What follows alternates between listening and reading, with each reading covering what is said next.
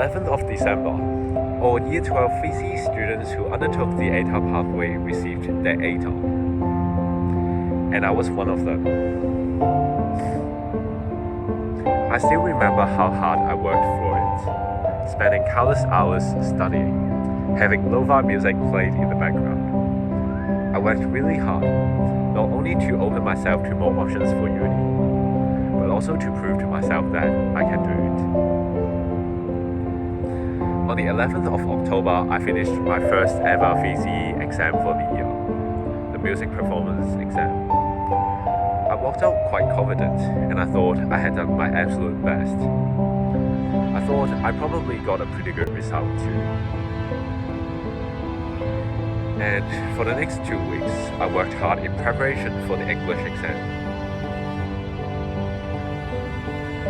In those 2 weeks, I attended all the trial exams that were held by the school, received a lot of feedback from my teacher, and of course I tried to implement those feedback.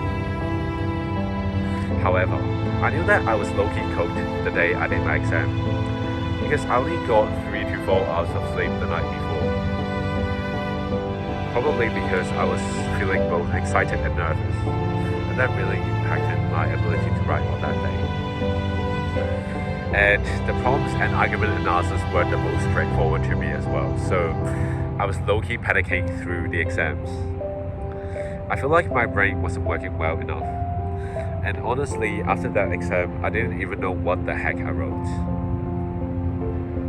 Probably, I guess, due to my sleep deprivation. And because I wasn't impressed by the prompts at all. I was low-key struck by the first exam, but I guess I had to move on. So a few days later, I had my general maths exam one, which had 40 multiple choice questions. Surprisingly, the exam was pretty easy, and I still remember everyone walking out saying it was easy.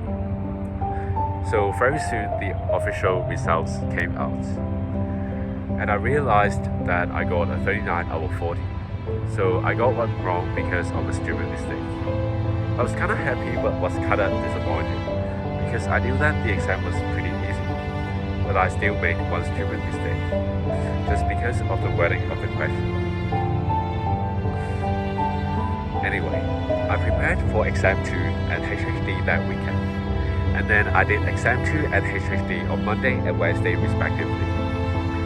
Honestly, I thought exam 2 was alright, but not when I started watching those, official answers again. Like, as I looked more and more into the answers, I realized that I made more and more stupid mistakes, and I felt more and more uncomfortable. Later on, I ended up feeling super uncomfortable as I finished that video. But I had to move on. So, on the 5th of November, I had my HHD exam. I thought it was pretty good, and overall was pretty straightforward. So I guess I must have done a good job. And then I quickly moved on to accounting revision. For accounting, we have done a lot of stuff or work throughout the year, probably like over 20 practice and past papers. I didn't really know what further things I could do.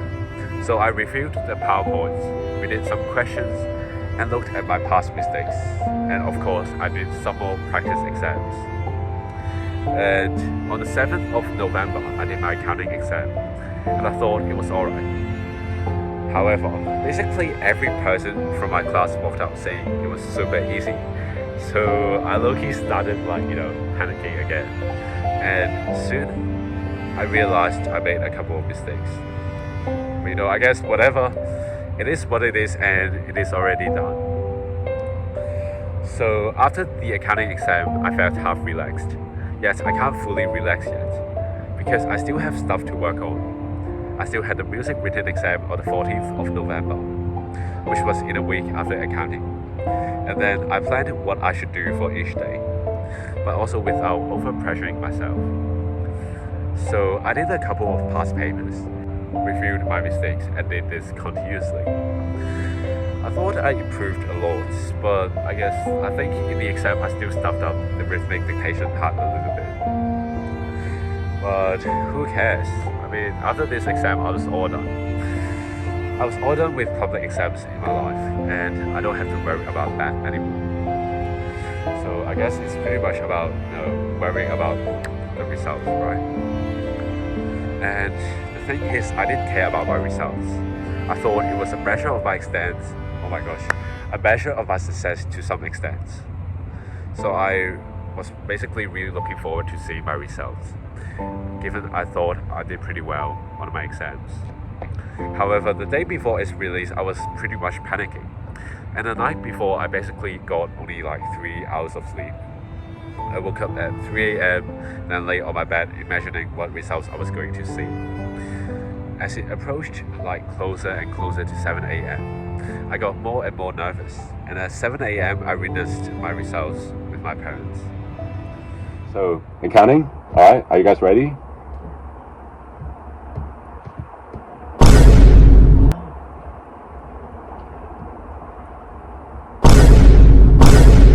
Okay, accounting 39.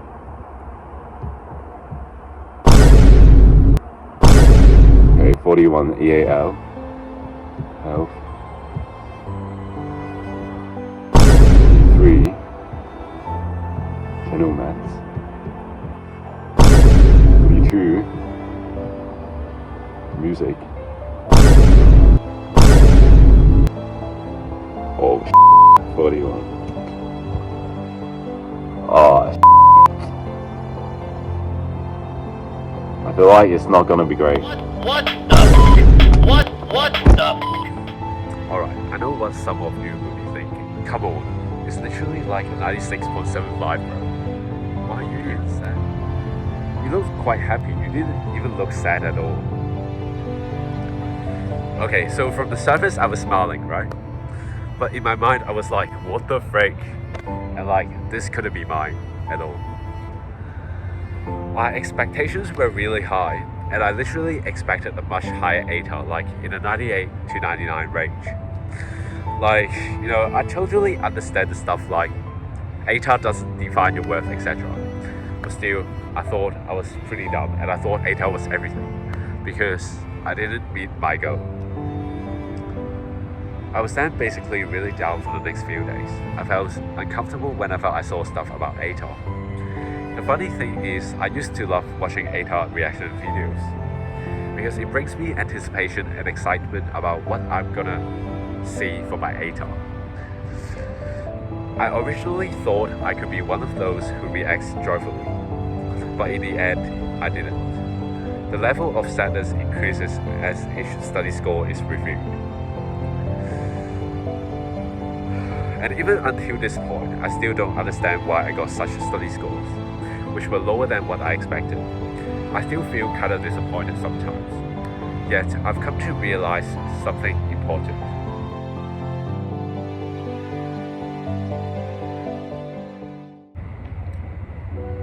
Your ATAR or your study scores don't define your worth, your efforts, or your future.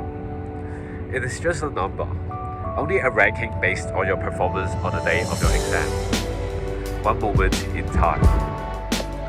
What really matters is the consistency, the mindset, and the growth you build through the process. Yes, results matter sometimes. Everyone wants to get good results, right? But what about when things don't go our way? When the results are what we wanted? Does that mean we should stop striving? No, not at all. If you messed up one sec, go smash the next one. If you messed up an exam, go smash the next one. And even if you messed up all your FECA exams, go smash whatever you're gonna accomplish next in life. Facing disappointment with your ATAR is no different from facing disappointment in life itself. There will always be moments when things don't go the way you expect. And you're left wondering how it could happen so unexpectedly. But at the end of the day, if the goals are what we want to achieve, I guess we're still going to grind for the sake of it. This applies to our lifetime goals as well. ATAR is only a score at the end of your high school journey, and it doesn't define your potential in life, nor does it define your worth in life. Yet, remember you only have one goal, so give it your best shot and see how you go. But if you feel disappointed about your results, I want to let you know you're not alone. But your journey doesn't end here. There is still a long way to go. And no matter who you are watching this video right now, I wish you all the best with whatever you would like to accomplish in life. And remember, you are stronger and smarter than you think. And you're loved. And may God bless you.